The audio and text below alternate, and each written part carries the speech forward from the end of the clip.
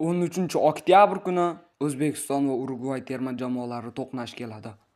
Bu nafaqat do'stona o'yin, bu O'zbekiston futboli uchun katta sinov. O'yin Toshkent vaqti bilan 17:45 da boshlanadi.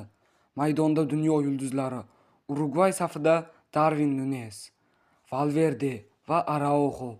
Bizning jamoamizda esa Shomurodov, Masharipov, Fayzullayev kabi futbolchilar tayyor turibdi. Bu o'yin yoshlarimiz uchun o'zini ko'rsatish imkoniyati bo'ladi. Urugvay kuchli, bu shubhasiz. Lekin O'zbekiston so'nggi yillarda o'sib kelmoqda. Himoyada barqarorlik, hujumda tezlik. Agar buni saqlab qolsak, sensatsiya bo'lishi mumkin. Shomurodovdan g'alaba goli, Masharipovdan ajoyib uzatma kutilmoqda. Bu o'yinda nafaqat natija emas, tajriba ham muhim. Chunki Urugvay kabi kuchli raqiblarga qarshi o'ynash har bir futbolchimizni yetuk qiladi.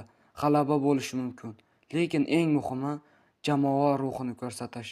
Siz kim g'alaba qozonadi deb o'ylaysiz? O'zbekistonmi yoki Urugvaymi? Fikrni kommentda yozing va Fezora kanali bilan futbolni his eting.